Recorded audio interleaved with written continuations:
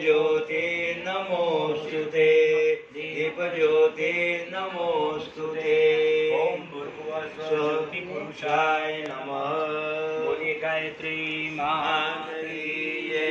सद्गुरु देव की जय।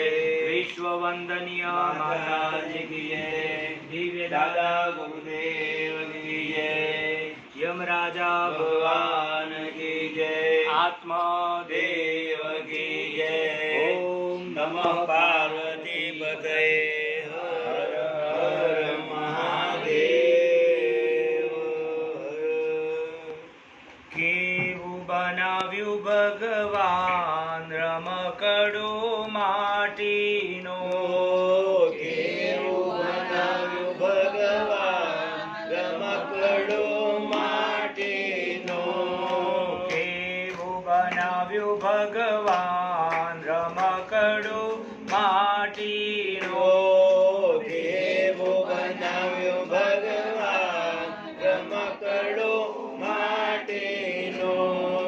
કેટલી સુંદર આંખ બનાવે।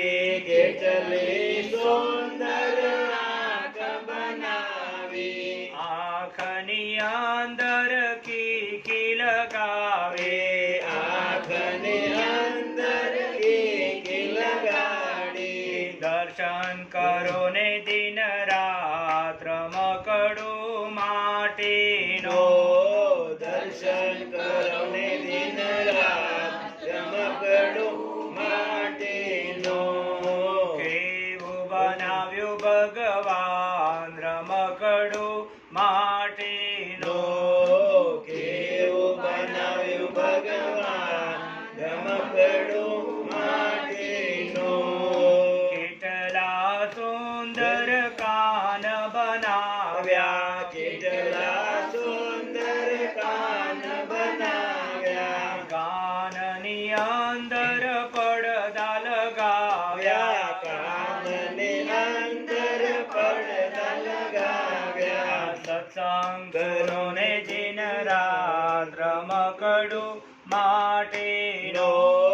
સત્સંગ કરો ને દિન રાત રમકડું માટીનો।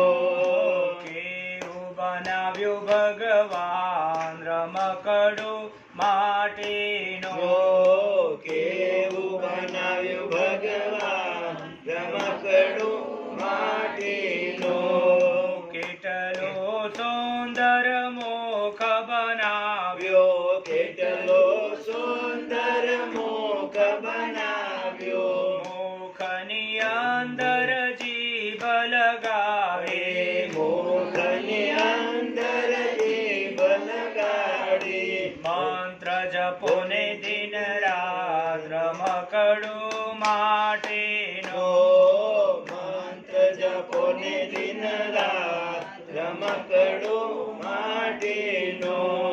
કેવું બનાવ્યું ભગવાન રમકડું માટીનો। કેવું બનાવ્યું ભગવાન રમકડું માટીનો। કેટલા સુંદર હાથ બનાવ્યા। કેટલા સુંદર હાથ બનાવ્યા। હાથની આગળ આંગળી લગાવે। હાથની આગળ આંગળી લગાડી। કર્મ કરો ને દિન રાત રમકડું માટીનો। કર્મ કરો ને દિન રાત રમકડું માટીનો। કેવું બનાવ્યું ભગવાન રમકડું માટીનો। કેવું બનાવ્યું ભગવાન રમકડું માટીનો। કેટલા સુંદર પગ બનાવ્યા। કેટલા સુંદર પગ બનાવ્યા।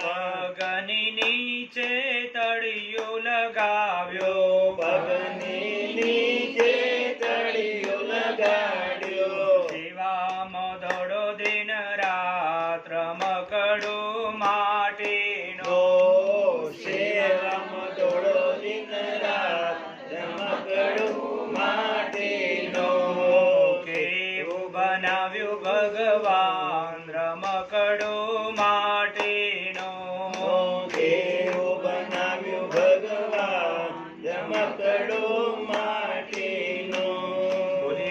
સદગુરુદેવ કી જય.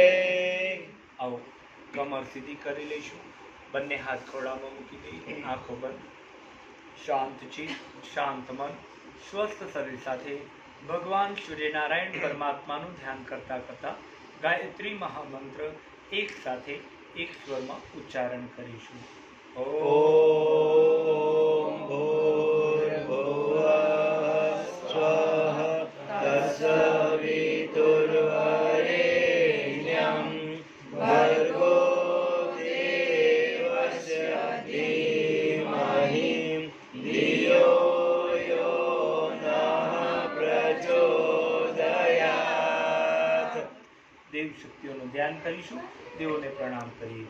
ઓમ ગુરુર્બ્રહ્મા ગુરુર્વિષ્ણુ ગુરુર્દેવો મહેશ્વર ગુરુર્સાક્ષાત પરબ્રહ્મ તસ્મૈ શ્રી ગુરવે નમઃ.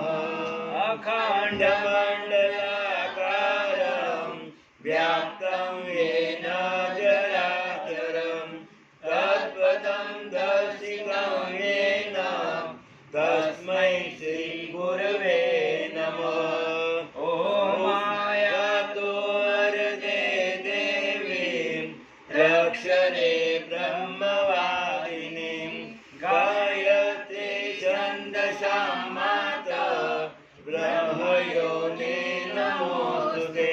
ब्रह्मयोने नमोस्तुते.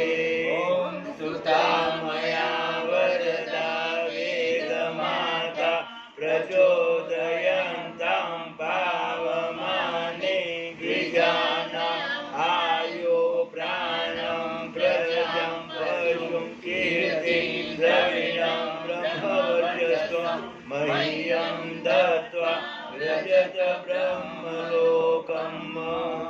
वसुदेवसुतं देवं कंसचारुण्यमर्दनं देवकी परमानन्दं कृष्णं वन्दे जगद्गुरो. कृष्णं वन्दे जगद्गुरो. બોલો શ્રી કૃષ્ણ કનૈયા લાલ કી જય. આવો પરમ પૂજ્ય ગુરુદેવ વંદનીય માતાજીની દિવ્ય ચેતનામાં ઉપસ્થિત દેવતુલ્ય ભાઈઓ, શક્તિ સ્વરૂપા માતાઓ, આજે આપણે દરેક જણ જાણીએ છીએ, સમજીએ છીએ કે જે એક આત્માએ શરીર છોડેલું છે એ આત્માને સાચી શાંતિ મળે, કે જેથી થઈ શકે એમની સદગતિ, એ માટે આપણે દરેક જણ આજે સાચી શ્રદ્ધાંજલિ આપવા માટે એકત્રિત થયા છીએ. શ્રદ્ધાંજલિ કહેતા સાચો વિશ્વાસ આપવો, તે વિશ્વાસ તો આપણે હંમેશા આપીએ છીએ, આપતા આવ્યા છીએ, એકમેકને વિશ્વાસ આપીએ છીએ, મનનાને, પાછળ રહેલા ઘર પરિવારના સદસ્યોને. આ એક એવો પ્રસંગ હોય છે કે જ્યાં નાના બાળકો હોય પાછળ, તો એમના પીઠ ઉપર હાથ મૂકીને બેટા કહેનાર પણ આવા સમયે તો લોક મળતું હોય છે. પણ એ વિશ્વાસ છે ક્યાં સુધી? જ્યાં સુધી બોલીએ છીએ ત્યાં સુધી. બાકી પાછળથી કોઈની ખબર અંતર પણ પૂછતું હતું નથી. 10 દિવસ, 15 દિવસ, 20 દિવસ વીતી જાય, સૌના કામમાં મસ્ત બની જાય. આવા સમયે શું બોલ્યા હતા એ પણ આપણને યાદ રહેતું નથી.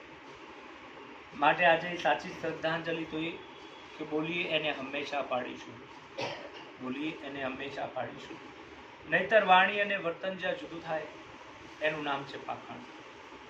આજે આપણે પાખંડ કરવા માટે નહીં, પણ એક આત્માને શ્રદ્ધાંજલિ આપવા માટે એકત્રિત થયા છીએ. તો એ આત્મા 13 દિવસ સુધી યમ દેવતાના તાબે હોય છે. યમ એ નિયંત્રણ કરનારી શક્તિ છે. જન્મ અને મરણની વ્યવસ્થા સાચવનારી શક્તિને યમ કહેવામાં આવે છે. સનાતન ધર્મના મત અનુસાર મૃતક આત્માના કર્મના લેખાજોખા કરાવી એની યોગ્ય ગતિ કરાવનારી સત્તા છે, એને યમ કહેવામાં આવે છે. યમ એ મૃત્યુના દેવતા છે. આવું યમ દેવતાનું આવાહન કરીએ. ઓમ યમાય ત્વા મખાય ત્વા સૂર્યસ્ય ત્વા તપસે દેવસ્ત્વા સવિતા મધ્વાનક્તુ પૃથિવ્યાગમ સ્પર્શસ્પાહિ અર્ચિરસી શોચિરસી તપોસી. ઓમ યમાય નમઃ. બે હાથ જોડી નમસ્કાર કરીશું. ઓમ યમાય નમઃ. યમ દેવતાભ્યામિ સ્થાપ્યામિ પૂજ્યામિ ધ્યાયામિ તતો નમસ્કારં કરોમિ. શરીર ક્ષીણ થાય અથવા તો શરીરમાં કોઈ પણ પ્રકારની ક્ષતિ ઊભી થાય ત્યારે આત્મા એ શરીર છોડે છે, જેને આપણે મૃત્યુ કહીએ છીએ. મૃત્યુ એ જીવનનો અંત નથી, કારણ જીવન આત્માનું હોય છે. આત્મા એ અજર અમર છે. કૃષ્ણ ભગવાને ગીતામાં બતાવ્યું છે, નૈનમ શસ્ત્રમ છિદ્દંતિ નૈનમ મર્ગ પાવક ન ચક્લેશ દયંતિ ન શોષયંતિ માર્ગ, કે જેને અગ્નિ બાળી શકતું નથી, પાણી ભીજવી શકતું નથી, પવન સૂકવી શકતો નથી, જેને ગતિ કરવામાં હિમાલય પણ રોકી શકતો નથી, એ આત્મ તત્વ અજર અમર અવિનાશી હોય છે. જ્યારે શરીર ધારણ કરે છે એ પ્રક્રિયાને આપણે જન્મ કહીએ છીએ. જ્યારે શરીર છોડે છે એ પ્રક્રિયાને આપણે મૃત્યુ કહીએ છીએ. મૃત્યુ એ હંમેશા અકાળે બતાવવામાં આવ્યું છે. અકાળે કહેતા જેનો કોઈ સમય નિશ્ચિત નથી થયો. આમ તો કોઈ પણ જીવાત્મા જ્યારે આ દુનિયામાં આવે છે ત્યારે બધું લઈને જ આવતો હોય છે, પણ કોનું મૃત્યુ ક્યારે છે એ આપણને ખબર નથી હોતી. કોકનું તો શું, આપણું જ કાલે સવારે શું થશે એની પણ આપણને ખ્યાલ નથી. જે આ ઘર પરિવારમાં પ્રસંગ બન્યો છે ત્યારે કોઈએ કલ્પના નહીં કરી હોય કે અમે આવું કોઈ કામ કરતા હશું અને આપણને આવા સમાચાર મળશે. અને એટલા માટે જ તુલસીદાસે રામાયણમાં બતાવ્યું છે કે શ્વાસ શ્વાસ સુમિરન કરો, વૃથા શ્વાસ ન ખોઈ, ન જાને ઇસ શ્વાસ કા ફિર આવન જાવન હોય.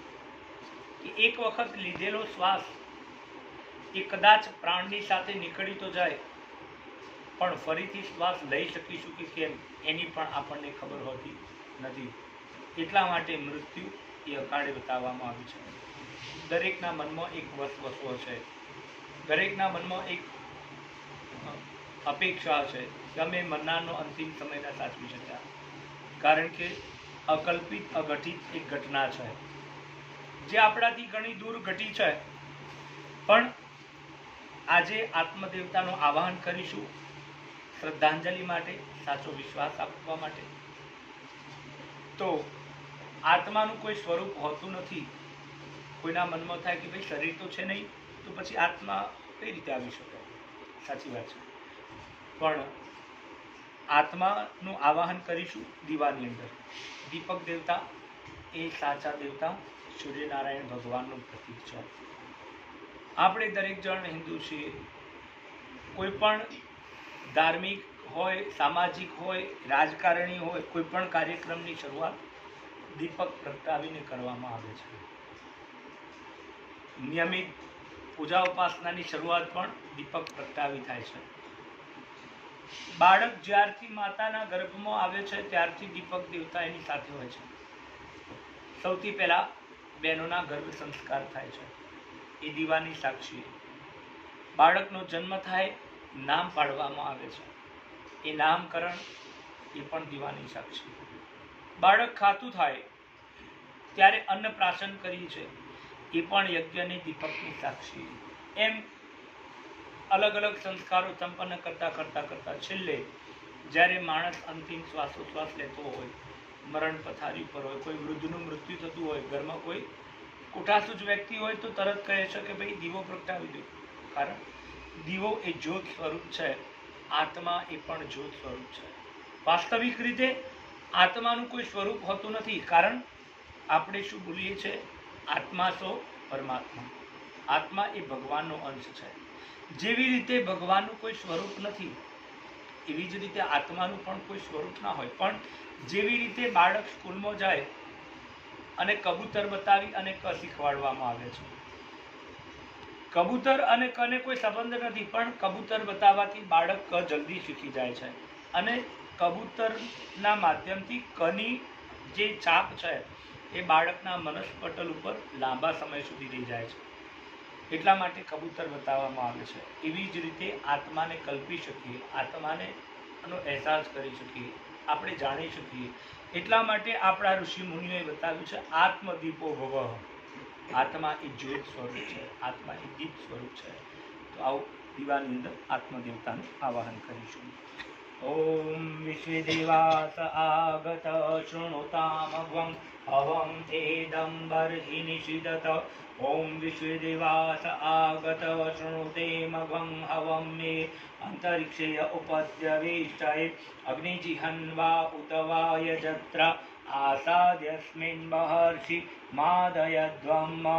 ઓમ આત્મદેવતાય નમઃ. બે હાથ જોડી નમસ્કાર કરીશું. આત્મદેવાવ્યામિ સ્થાપ્યામિ પૂજ્યામિ ધ્યાયામિ તતો નમસ્કારં કરોમિ. આવાહન થયું. હવે કરીશું પૂજન. તિલક કરી પોતાનું.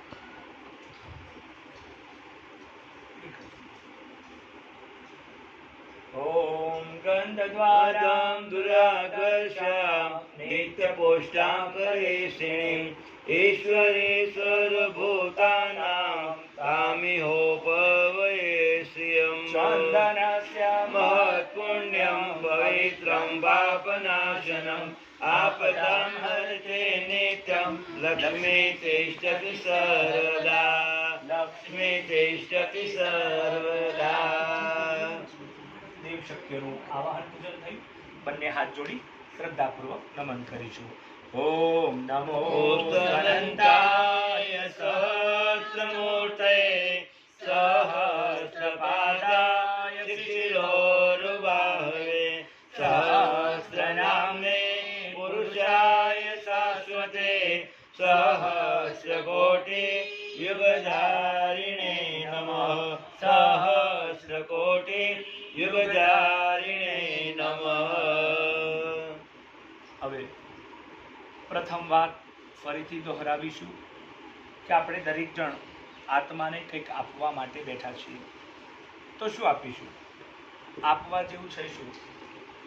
તો આત્મા જ્યાં સુધી શરીરધારી હોય ત્યાં સુધી ભૌતિક સુખ સગવડોની, સાધન સંપદાની એને જરૂરિયાત પડે છે. પણ આત્મા જ્યારે શરીર છોડી દે ત્યારે ભૌતિક સુખ સંપદાની એને જરૂરિયાત નથી રહેતી. એને જરૂર પડે છે આધ્યાત્મિક તપશક્તિની, આધ્યાત્મિક સંપદા. અત્યારે કદાચ કોઈના મનમાં એવું થાય કે ભાઈ એમને આ વસ્તુ વધારે ભાવતી હતી, આપણે પોસ્ટ કરીએ, પાર્સલ કરીએ તો અત્યારે થઈ શકે નહીં, આના પહેલાં થઈ શકતું. કોઈને એવું થાય કે ભાઈ આ કપડાં, આ રંગ એમને વધારે ગમતો હતો, આ કપડું એમને મોકલાવી તો પહેલાં મોકલાવી શકાતું, હવે ન મોકલાવી શકાય, કારણ એની આવશ્યકતા રહી નહીં. આ બધી જરૂરિયાતો શરીરની હોય છે. તો આજે આપણે દરેક જણ આધ્યાત્મિક તપોબળ એકત્રિત કરી અને એમને અર્પણ કરીશું, જેથી એમની યોગ્ય સદગતિ થઈ શકે. ગતિ દરેકની પોતાના કર્મના અનુસાર થતી હોય છે, પણ આજે આધ્યાત્મની અધિષ્ઠાત્રી ગાયત્રીને બતાવવામાં આવી છે. ગયાન પ્રાણાન ત્રાયતિ ઇતિ ગાયત્રી. જે પ્રાણને રક્ષણ આપે છે, આત્માનું પોષણ કરે છે, એને ગાયત્રી કહેવામાં આવે છે. પંચાક્ષરી મંત્રનું અર્થઘટન કરીએ તો ઓમ કહેતા શ્રેષ્ઠ પરમાત્માનું નામ છે ઓમકાર. ભૂર્ભુવઃ સ્વઃ કહેતા આકાશ, પાતાળ અને પૃથ્વીમાં જે વ્યાપ્ત છે તે સવિતા દેવતા સૂર્યનારાયણ ભગવાન. જે આપણને હવા, પાણી અને ખોરાક પૂરો પાડે છે, જેને આભારી આ સારી જીવ સૃષ્ટિ છે, એ સવિતા દેવતાનો મંત્ર છે ગાયત્રી મંત્ર, જેનું આજે 11 વખત ઉચ્ચારણ કરીશું. જે શક્તિ ઊભી થાય આત્મદેવતાને અર્પણ કરીએ. શા માટે? પહેલા પણ કહ્યું કે ગતિ તો દરેકની પોતાના કર્મના અનુસાર જ થાય છે. હા, વાત સાચી છે. પણ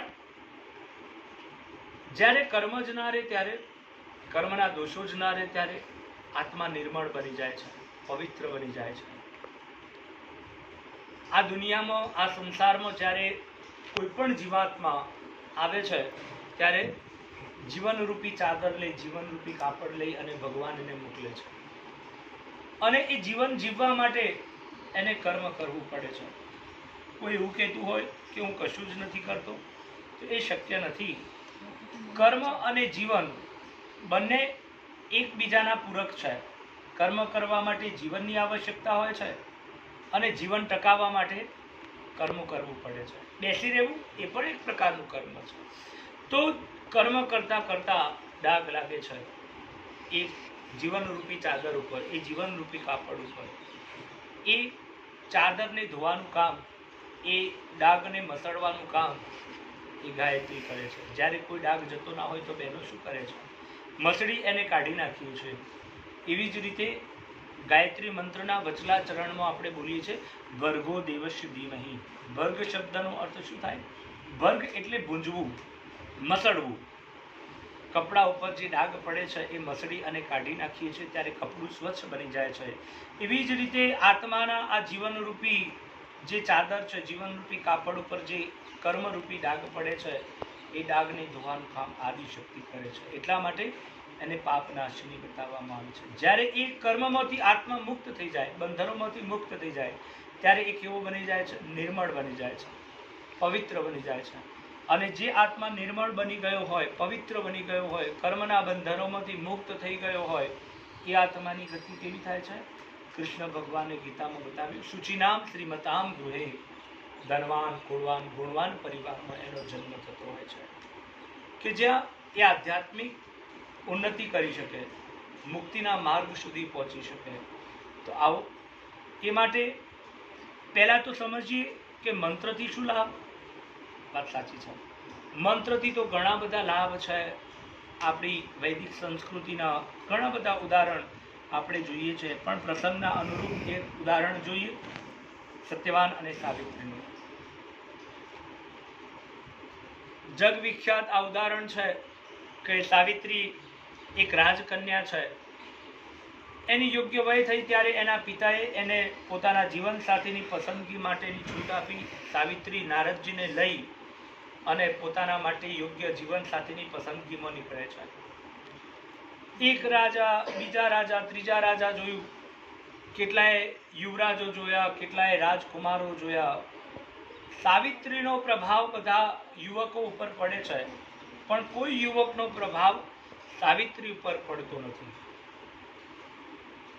સાંજનો સમય થવા આવ્યો. નારદજીએ કહ્યું કે પુત્રી, જેટલો સમય આપણને આવવામાં લાગ્યો છે એટલો જ સમય પાછા જવામાં જશે, માટે હવે પાછા ફરવું જોઈએ. કાલે સવારે નવી સવાર, નવી દિશા, નવી શોધખોળ કરીશું. સાવિત્રી અને નારદજી બંને પાછા ફરે છે, પણ પાછા ફરતા રાત પડી ગઈ છે અને માર્ગ ભૂલી જાય છે. ઘનઘોર જંગલમાં જઈ ચડે છે. રસ્તો દેખાતો નથી, પણ એક દીવો સળગી રહ્યો છે. દીવાની દિશામાં જતા ખબર પડી કે અહીંયા ઝૂંપડી છે. ઇતિહાસ તપાસ્યો તો ખબર પડી કે અહીંયા એક અંધ માતા પિતા અને એનો એક યુવાન પુત્ર રહી રહ્યો છે, જેનું નામ છે સત્યવાન. આ માતા પિતા કોઈ નગરના ભૂતકાળની અંદર રાજા અને રાણી હતા, પણ અંધાપોના લીધે એમના જ સ્વજનો દ્વારા રાજપાટને પડાવી લેવામાં આવ્યું હતું. આ સત્યવાન મોટો થયો છે, જંગલના લાકડા કાપી નગરમાં જઈ વેચી અને પોતાનું ગુજરાન ચલાવે છે. સત્યવાનનો પ્રભાવ સાવિત્રી ઉપર પડ્યો છે. સાવિત્રી પોતાના હાથમાં જે વરમાળા હતી સત્યવાનના ગળામાં નાખી દીધી અને નિયમ અનુસાર એમના ખંડ વિવાહ, ગાંધર્વ વિવાહ સંપન્ન થઈ ગયા. સાવિત્રી નારદજીના ચરણ સ્પર્શ કરે છે. નારદજી આ ઘટના જોઈ અને એકદમ આશ્ચર્ય પામ્યા છે, કારણ કે નારદજી તો દેવર્ષિ હતા, એમને આગળ પાછળની બધી જ ખબર હતી. નારદજી કહી રહ્યા છે કે પુત્રી ત્યાં શું કર્યું? હવે તું ચરણ સ્પર્શ કરે છે, તું પગે લાગી અને મારા જોડે જે સૌભાગ્યવતીના આશીર્વાદ માગે છે હું એ આપી શકું એમ નથી, કારણ તને ખ્યાલ નથી આ સત્યવાનનું આયુષ્ય તો આજથી 1 જ વર્ષનું છે. 1 વર્ષ પછી તું વિધવા બની જઈશ. માટે હું એક ધર્મ પિતા તરીકે તારા પિતાએ મારા ઉપર તારી જવાબદારી આપી અને મોકલ્યો છે, ત્યારે હું એક સલાહ આપું છું કે તારી પસંદગી છોડી દે, તારો વિચાર બદલી નાખ. આજે દિવસ દરમિયાન કેટલાય રાજકુમારો જોયા, કેટલાય યુવરાજો જોયા, કેટલાય રાજાઓ જોયા. બીજું કે આ સત્યવાન આ ઝૂંપડીની અંદર રહી રહ્યો છે. તારા પગની ચામડીએ કોઈ દિવસ જમીનનો સ્પર્શ કર્યો નથી. તું એટલા રાજભોગના વિલાસમાં જીવી છે. હવે તું કેવી રીતે આ ઝૂંપડીની અંદર તારું જીવન વિતાવીશ? પણ સાવિત્રી એક ભારતની આર્ય સ્ત્રી હતી. એને કહ્યું કે નારદજી, હું એક આર્ય સ્ત્રી છું, મારા માટે હવે કોઈ બીજો વિચાર હોય નહીં. કદાચ કોઈ એવી પરિસ્થિતિ બની હોય કે જેના લીધે એક પુરુષને બે સ્ત્રી થઈ શકે, પરિસ્થિતિના અનુરૂપ, પણ એક નારીને બે નર તો કોઈ દિવસ ન હોય. માટે મને આશીર્વાદ આપો. ત્યારે નારદજી આશીર્વાદ આપી ગાંધર્વ લગ્ન કરાવી અને વિદાય થાય છે. સાવિત્રીને ખબર છે કે સત્યવાનનું આયુષ્ય એક જ વર્ષનું છે. ડરી નહીં, ગભરાયા વગર સૂર્યોપસ્થાન કર્યું. 1 વર્ષની સાધના ચાલે છે, જેને ગાયત્રી અભિયાનની સાધના કહેવાય છે. અલગ અલગ દિવસે અલગ અલગ તિથિ પ્રમાણેના વસ્ત્રો, અલગ ભોજન, અલગ જપ સંખ્યા, એ પ્રમાણેનું જપ, આખા વર્ષનું જે માર્ગદર્શન હતું એ પ્રમાણે સાવિત્રીએ સાધના કરી. મૃત્યુનો દિવસ આવ્યો. સાવિત્રીને ખબર છે કે આજે સત્યવાનનું મૃત્યુ છે અને સત્યવાન લાકડા કાપવા જાય છે, સાવિત્રી સાથે જાય છે. સત્યવાન ઝાડ ઉપર ચડ્યો છે લાકડા કાપવા માટે. સાવિત્રી નીચે બેઠા બેઠા જપ કરી રહી છે. મૃત્યુનો સમય થતાં યમદેવતા યમપાશ ફેંકે છે. નિયમ પ્રમાણે યમપાશની અંદર સત્યવાનના પ્રાણ બંધાઈ તો જાય છે. જેવા પ્રાણ બંધાય છે, સત્યવાન બેલેન્સ ખોઈ બેસે છે અને નીચે પડી જાય છે. જેવો નીચે પડ્યો, સાવિત્રીએ એને પોતાના ખોળામાં લઈ લીધો. આ બાજુ યમરાજ પોતાનું યમપાશ પાછું ખેંચે છે, પણ ખેંચાતું નથી. અતિશય તાકાત કરવામાં આવી, યમપાશ તૂટી ગયું. ધર્મરાજ ખુદ વિચારમાં પડ્યા કે આ કઈ રીતે થયું, આજ દિવસ સુધી યમપાશ તૂટ્યું નથી. ત્યારે ધર્મરાજે ધ્યાન કરી જોયું તો ખબર પડી કે સાવિત્રી મંત્રનો જાપ કરી રહી છે. એની ઉર્જા એટલી પ્રબળ છે કે જો આ સાવિત્રીની શક્તિ, સાવિત્રીનો જાપ તોડાવવામાં નહીં આવે તો આ સત્યવાનના પ્રાણ ખેંચી શકાશે નહીં. એટલે ધર્મરાજે એક માયા રચી અને પ્રત્યક્ષ આવી અને કહે છે કે દીકરી, તારા પરાક્રમથી હું પ્રસન્ન થયો છું કે તે યમપાશમાંથી પણ પ્રાણ છોડાવી દીધા. માટે હું તને વરદાન આપું છું, જા તારા પતિના પ્રાણ સિવાય તારે જે માગવું હોય માગી શકે છે. સાવિત્રી એક આર્ય સ્ત્રી પણ હતી, પતિવ્રતા નારી હતી અને 1 વર્ષ દરમિયાન એ સાધક પણ હતી. સાધક હતી એટલે એને ખબર પડી કે અરે આ તો ધર્મરાજ ઊભા છે, પણ મને ધર્મ સંકટમાં નાખી દીધી. કારણ કે ધર્મરાજ જોડે હું વરદાન નહીં માગું તો એમનું અપમાન થશે, અને માગું તો શું માગું, કારણ કે પતિવ્રતા સ્ત્રી છું. મારા માટે તો અત્યારે 3 લોકનું રાજ આપે તો એ ધૂળ સમાન છે. અત્યારે સૌથી પહેલી જરૂરિયાત પતિના પ્રાણ છે, પણ આપવાની ના પાડે છે. પણ સાવિત્રી એ સદબુદ્ધિની ઉપાસના કરી હતી, વિવેકની ઉપાસના કરી હતી. કહેવાનો મારો મતલબ એ છે કે દરેકના જીવનમાં આવી પરિસ્થિતિઓ આવતી હોય છે, સંકટ ભરી. પણ હા, જે સાધક હોય, ભક્ત હોય, આપણે એવું બધા વિચારતા હોઈએ છીએ કે જે ભક્ત હોય, સાધક હોય, એના જીવનમાં તકલીફ ના પડે. એવું ના હોય, તકલીફ તો પડે, પણ ફાયદો એ થાય. એનો પ્લસ પોઈન્ટ એ હોય કે સાધક જે હોય, ભક્ત હોય, એનો વિવેક વધારે જાગૃત હોય, એની સદબુદ્ધિ જાગૃત હોય. એટલે સંકટ ભરેલા સમયમાંથી પાર કેવી રીતે નીકળવું એ બીજા કરતાં એને વધારે જલ્દી ખ્યાલ આવી જાય. સાવિત્રી તો સ્વયં વિવેકની ઉપાસના કરી છે. એનો વિવેક જાગૃત હતો.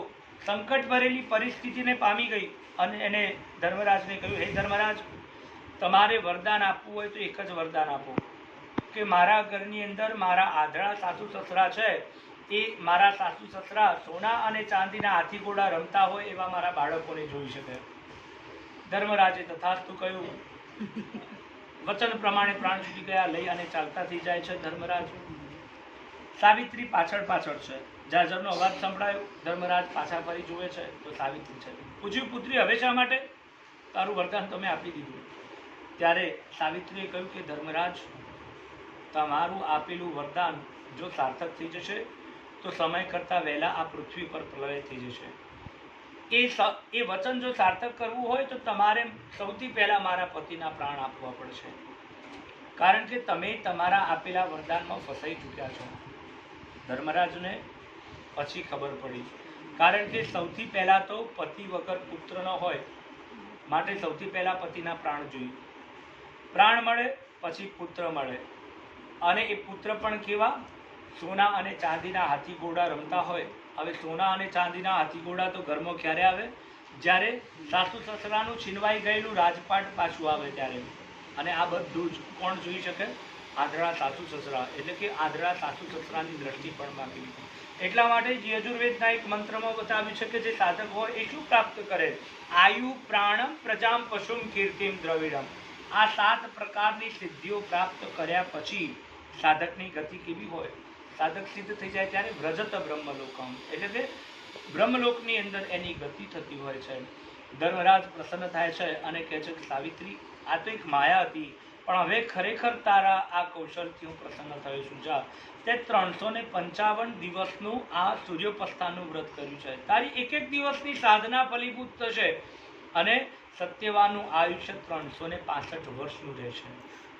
યમપાશમાંથી પણ પ્રાણ છોડાવવાની તાકાત એ વેદ મંત્રોની અંદર રહેલી છે. તો આવો એવો મંત્ર છે ગાયત્રી મંત્ર, જેનું આજે 11 વખત ઉચ્ચારણ કરીશું. જે શક્તિ છે એ આજે આત્મદેવતાને અર્પણ કરી, જેથી એમની યોગ્ય સદગતિ થઈ શકે.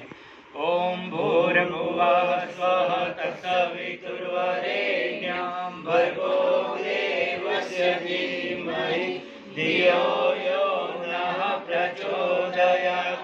ઓમ ભૂર્ભુવઃ સ્વઃ તત્સવિતુર્વરેણ્યં ભર્ગો દેવસ્ય ધીમહિ ધિયો યો નઃ પ્રચોદયાत्. ઓમ ભૂર્ભુવઃ સ્વઃ તત્સવિતુર્વરેણ્યં ભર્ગો દેવસ્ય ધીમહિ ધિયો યો નઃ પ્રચોદયાत्. ઓમ ભૂર્ભુવઃ સ્વઃ તત્સવિતુર્વરેણ્યં ભર્ગો દેવસ્ય ધીમહિ ધિયો યો નઃ પ્રચોદયાत्. ઓમ ભૂર્ભુવઃ સ્વઃ તત્સવિતુર્વરેણ્યં ભર્ગો દેવસ્ય ધીમહિ ધિયો યો નઃ પ્રચોદયાत्. ઓમ ભૂર્ભુવઃ સ્વઃ તત્સવિતુર્વરેણ્યં ભર્ગો દેવસ્ય ધીમહિ ધિયો યો નઃ પ્રચોદયાत्. ઓમ ભૂર્ભુવઃ સ્વઃ તત્સવિતુર્વરેણ્યં ભર્ગો દેવસ્ય ધીમહિ ધિયો યો નઃ પ્રચોદયાत्. ઓમ ભૂર્ભુવઃ સ્વઃ તત્સવિતુર્વરેણ્યં ભર્ગો દેવસ્ય ધીમહિ ધિયો યો નઃ પ્રચોદયાत्. ઓમ ભૂર્ભુવઃ સ્વઃ તત્સવિતુર્વરેણ્યં ભર્ગો દેવસ્ય ધીમહિ ધિયો યો નઃ પ્રચોદયાत्. ઓમ ભૂર્ભુવઃ સ્વઃ તત્સવિતુર્વરેણ્યં ભર્ગો દેવસ્ય ધીમહિ ધિયો યો નઃ પ્રચોદયાत्. ઓમ ભૂર્ભુવઃ સ્વઃ તત્સવિતુર્વરેણ્યં ભર્ગો દેવસ્ય ધીમહિ ધિયો યો નઃ પ્રચોદયાत्. બોલો શ્રી ગાયત્રી માત કી જય.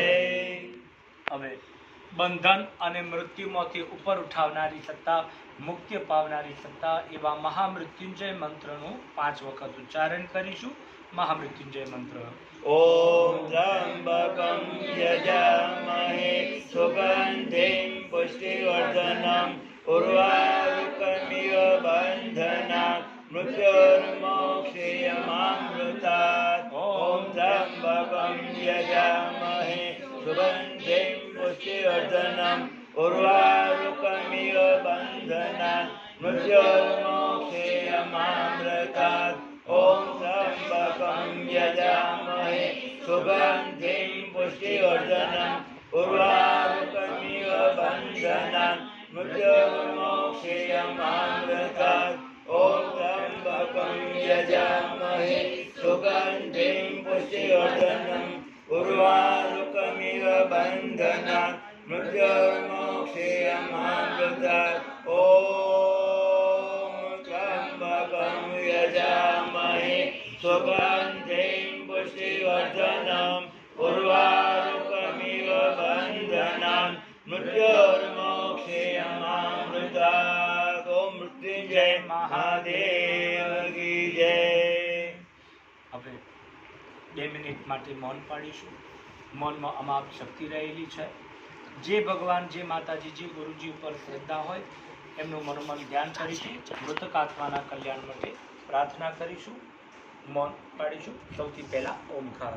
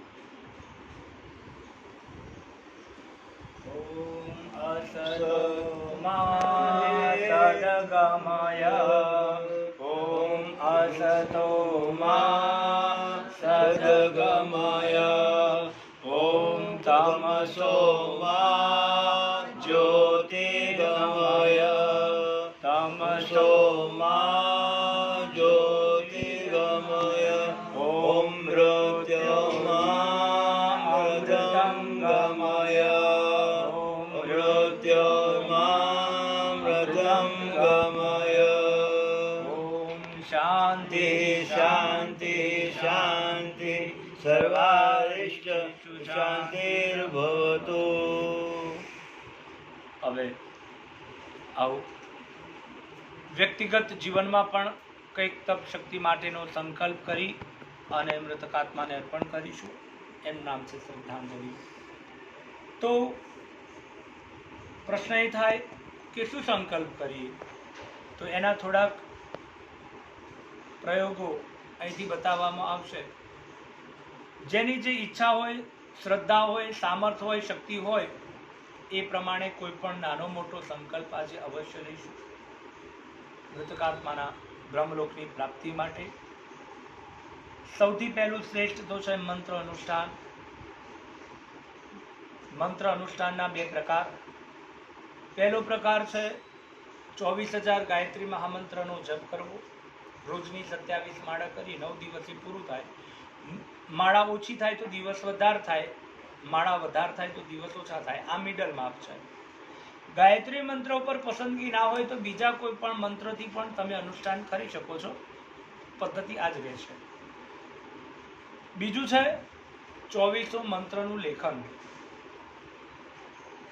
લગભગ રોજ મંત્રના 5 પાન લખીએ તો 9 દિવસે પૂરું થાય. એમાં પણ એ જ રીતે પાન ઓછા લખાય તો દિવસ વધારે થાય, પાન વધુ લખાય તો દિવસ ઓછા થાય.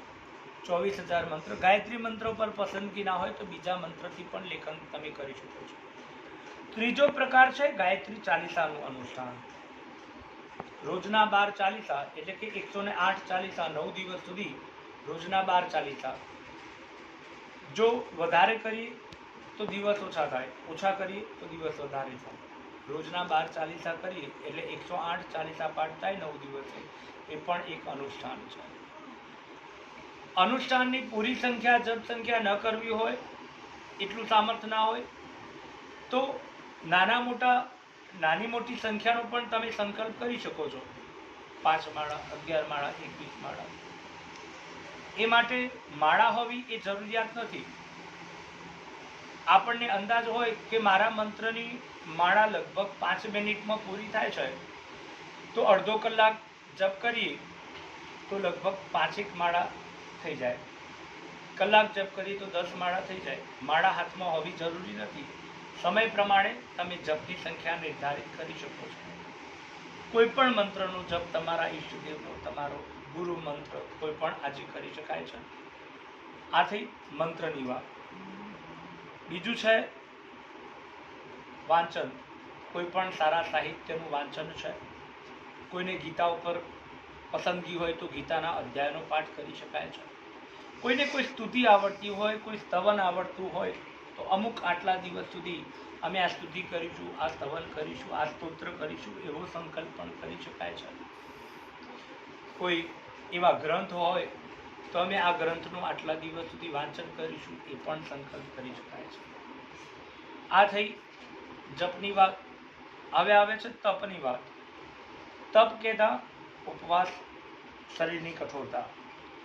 તો ઉપવાસમાં કોઈને 11 ઉપર પસંદગી હોય, કોઈને પૂનમ ઉપર પસંદગી હોય તો અમુક આટલી તિથિ, આટલા વાર કહેતા સોમવાર, ગુરુવાર, રવિવાર, મંગળવાર, કોઈ પણ તમારી અનુકૂળતા પ્રમાણે તમારી પસંદગી અનુસાર વારનો ઉપવાસ નક્કી કરી શકાય, તિથિનો ઉપવાસ નક્કી કરી શકાય. વાર કે તિથિની સંખ્યા નક્કી કરીએ. પણ ઉપવાસ કહેતા ફક્ત ભૂખ્યા રહેવું એનું નામ ઉપવાસ નહીં. કારણ કે આજના સમયની સ્થિતિ એવી છે કે આપણે બધા ઉપવાસ તો કરીએ છીએ, પણ ઉપવાસના દિવસે કદાચ સામાન્ય દિવસ કરતાં પણ વધારે ભોજન લઈ લઈએ છીએ. ઉપવાસનો મતલબ એવો થાય છે કે પોતે ભૂખ્યા રહી અને એ આપણા ભાગનું બચેલું ભોજન છે એ જેની આપણા કરતાં વધારે આવશ્યકતા છે, જેની જરૂરિયાત છે એના સુધી પહોંચવું. પછી તમે જાતે ભૂખ્યા રહો કે ના રહો એનાથી કોઈ મતલબ નથી, પણ તમારા ભાગનું ભોજન એ તમારા કરતાં જેની જરૂરિયાત વધારે છે એને પહોંચે એ મહત્ત્વનું છે. આ થયું તો કોઈ પણ તિથિ, કોઈ પણ વારના દિવસે આવી રીતનો ઉપવાસ પણ તમે કરી શકો છો. કોઈ પુણ્યદાન છે, કોઈ ગીતા પાઠ છે. આ તો એક ઉદાહરણ છે. નાના પ્રયોગો છે. સૂર્યનારાયણ ભગવાનને જળ ચડાવવું, આવો કોઈ પણ એક સારો સત્સંકલ્પ આજે લઈશું. આ તો એક ઉદાહરણ છે. આના આધારે તમારી ઈચ્છા અનુસાર, તમારી શ્રદ્ધા અનુસાર કોઈ પણ નાનો મોટો સંકલ્પ કરીશું અને સંકલ્પનું તપોબળ આજે મૃતક આત્માને અર્પણ કરીશું. એનું નામ છે શ્રદ્ધાંજલિ. એક વાત થઈ. બીજી એક વાત છે, મારી વ્યક્તિગત થોડી વિનંતી છે. આમ તો ઘટના એવા સમયે ઘટી છે કે પાછળ તરત નવરાત્રિ આવી છે, તહેવાર આવ્યા છે, એટલે આપણને દુઃખ કે શોક વ્યક્ત કરવાનો સમય મળ્યો નથી. એટલે આમ તો એક સારી બાબત છે. પરમ પૂજ્ય ગુરુદેવ એવું કહે છે કે બેટા, પરંપરાની તુલનામાં વિવેકને મહત્વ આપવું જોઈએ. પરંપરાઓ એવી ના હોવી જોઈએ કે જેના લીધે કોઈનું અહિત થતું હોય. અને લગભગ સમાજ એ હંમેશા માટે રૂઢિવાદિતામાં બંધાયેલો હોય છે, આ એની બેડીઓમાં બંધાયેલો હોય છે. પણ એનાથી ઉપર ઉઠી કોઈ પણ સાધુ સંત, સમાજ સુધારક, કોઈ પણ ગુરુ હંમેશા આપણને આ વાત શીખવાડતા આવ્યા છે, પ્રત્યક્ષ નહીં તો પરોક્ષ રૂપે, કે હંમેશા કોઈ પણ ઘટના ઘટે ત્યારે વિવેકને મહત્વ આપવું જોઈએ. ત્યારે આ અંગત મારી માન્યતા એવી છે કે કદાચ અત્યારે નવરાત્રિનો સમય આપણને મળ્યો છે એટલે કદાચ તમે દુઃખ વ્યક્ત નથી કરી શક્યા, શોક વ્યક્ત નથી કરી શક્યા. પણ માનવું એવું છે કે જે સ્પ્રિંગ વધારે દબાય એ પાછળથી ઉછળે છે પણ એટલી જ.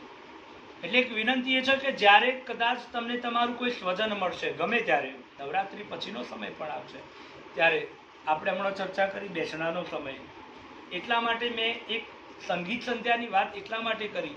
આપણે 100% એ વાત સાચી છે કે મૃત્યુ એક નાની ઉંમરનું છે અને આપણે જઈએ છીએ ક્ષેત્ર આપણું ગ્રામ્ય વિસ્તાર છે વાત થાય, પણ જ્યારે કોઈ આપણું સ્વજન મળે ત્યારે આપણી એ જૂની સ્મૃતિઓ એ જલ્દી તાજી થઈ જાય અને આપણે તરત જ શોકાતુર બની જઈએ છીએ.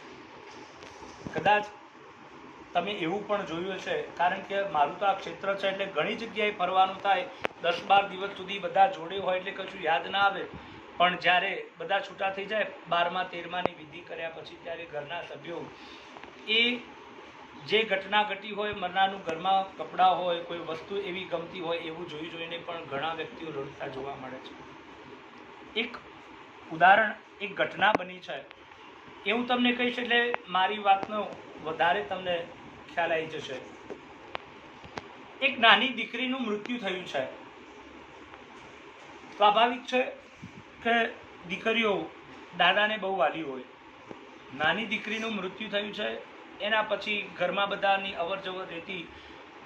12-13 દિવસ સુધીની શોકની અને જે લોકાચારની પરંપરાઓ હતી એ તો પૂરી થઈ ગઈ, પણ પછીનો સમય એક એવો સમય આવ્યો કે જ્યારે ઘરના સભ્યો એકલા હતા ત્યારે દાદા ખૂણાની અંદર એકલા બેસી અને રાત્રે જ્યારે બધા સૂઈ ગયા હોય ત્યારે રડતા. એક દિવસ દાદા રડતા રડતા થાક્યા હોય છે અને થાકી અને સૂઈ ગયા હોય છે. શરીર પણ ક્યાં સુધી સાથ આપે, અને ઊંઘમાં એક સપનું આવે છે. સપનું એવું આવે છે કે બધી નાની નાની દીકરીઓ એ પરીનો વેશ ધારણ કરી પરી બની અને મીણબત્તી સળગાઈ અને જતી હોય છે.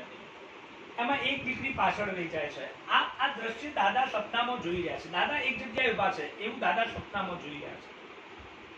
પેલી બધી જ પરીઓ એ પોતાની ગતિથી સળગતી મીણબત્તી લઈ અને આગળ જતી હોય છે, પણ એક દીકરી એક પરી પાછળ રહી જતી હોય છે. એની મીણબત્તી સળગે છે, ઓલવાઈ જાય છે, પાછી સળગે છે. પેલા દાદા એક બાજુ ઊભા છે, કહે છે કે બેટા તારી મીણબત્તી કેમ સળગતી નથી, તું કેમ બધાના જોડે સાથે ચાલી શકતી નથી, પાછળ રહી જાય છે. ત્યારે એ પરીએ જવાબ આપ્યો કે શું કરું દાદા, મારા દાદા નીચે છે ને એ અતિશય રડે છે, એના આંસુ છે ને આ મારી મીણબત્તી ઉપર પડે છે, જેના લીધે મારી મીણબત્તી ઓલવાઈ જાય છે.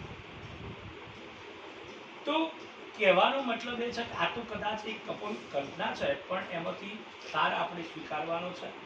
અને આપણી સંસ્કૃતિ હંમેશા એક વાત કહી રહી છે કે મરનારના કાર્યોને યાદ કરી રડવું એ સ્વાર્થ છે. મરનારના કાર્યોને યાદ કરી રડવું એ સ્વાર્થ છે. એનાથી આત્મા એ બંધનમાં પડે છે. જે આપણે આપણી ભાષામાં કહીએ તો એને ભટકતા દેવ બનવું પડે છે. પછી આપણે પાછળથી ઘણી વખત તાંત્રિકોનો સહારો લેવો પડે છે. બધું ઘણી બધી લાંબી એની પ્રક્રિયા બની જતી હોય છે. માટે એક વિનંતી છે કે ક્યારેય શોક ન કરવો. હા, સ્વાભાવિક છે કે મરનાર આપણા દરેકના આત્મીયજન છે, સ્વજન છે, એટલે દુઃખ થાય. આપણું શોક એ સ્વાભાવિક છે, પણ આપણો શોક એ મરનાર માટે દુઃખ બની જાય એવું કાર્ય ન કરીએ. આપણો શોક એ મરનાર માટે દુઃખ બની જાય એવું કાર્ય ન કરીએ.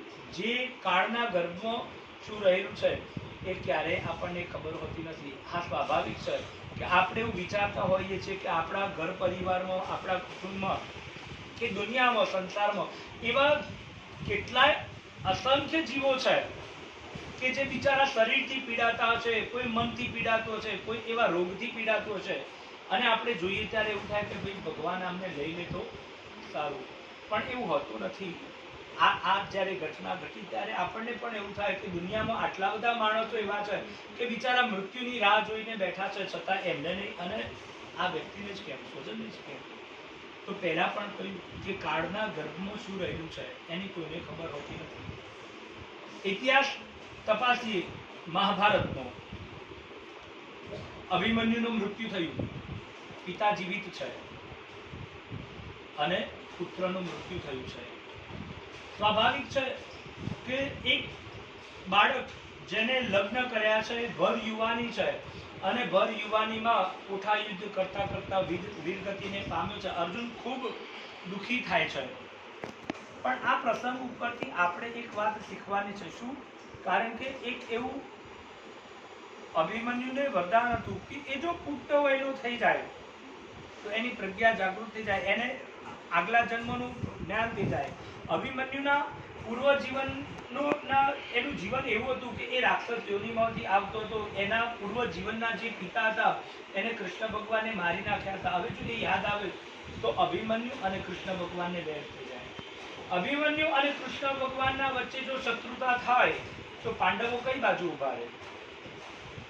પાંડવો સ્વાભાવિક છે કે પોતાના પુત્રનો પક્ષ લેવો પડે, અને જો પોતાના પુત્રનો પક્ષ લે તો પછી મહાભારતનું યુદ્ધ ના થાય, ધર્મની સ્થાપના ના થાય, અધર્મનો નાશ ના થાય. આ બધું કોણ જાણતું હતું? ભગવાન જાણતા હતા. એટલા માટે જે ઘટના આપણને બતાવવામાં આવી છે કે ધનુષની પણત ચૂકી અને એનું મૃત્યુ થયું, આપણે બધા એવું સમજીએ છીએ કે ભાઈ મામાએ કે ભગવાને જોડે રહી અને અભિમન્યુની હત્યા કરી. ના, કાળના ગર્ભમાં આ રહેલું હતું કે જો અભિમન્યુ સાચી હકીકત જાણી જાય તો ધર્મની સ્થાપના ન થઈ શકે. તો એવો જ કોઈ હેતુ એ કોઈ પણ ઘટનાના પાછળ રહેલો હોય છે. ભગવાનના ઘેર દેર હોય છે, અંધેર હોતું નથી. આપણે દિવસમાં ઘણી વખત આ વાત બોલીએ છીએ, એ સત્ય છે. તો એ સ્વીકારી અને ફરીથી કહું છું વારંવાર, અતિશય શોકવાળું વાતાવરણ ન બનાવી સ્વાભાવિક છે. તો આવો એ સંકલ્પ સાથે શ્રદ્ધાંજલિ અર્પણ કરીશું. દરેક જણ બબે પાકની ફૂલ જવાબ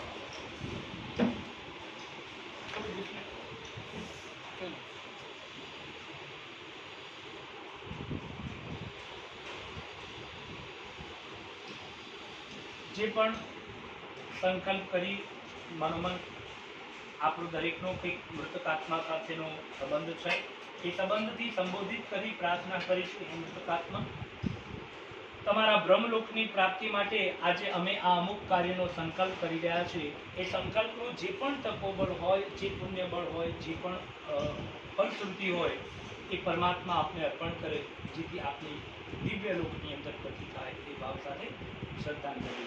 હરિ ઓમ યજ્ઞેન યજ્ઞમયજંત દેવાસ્તાનિ ધર્માણિ પ્રથમાન્યાસન દેહનાકં મહિમાન સચંત યત્ર પૂર્વે સાધ્ય શાંતિ દેવા નાના સુગંધિ પુષ્પાણિ યથા કાલો ભવાનિ ચ પુષ્પાંજલિ મયા દત્ત પરમેશ્વર. ઓમ ભૂર્ભુવસ્વ સ્થાપિત દેવ શક્તિભ્યો નમો નમઃ. આત્મદેવતાય નમો નમઃ ઇતિ મંત્ર પુષ્પાંજલિ સમર્પયામિ.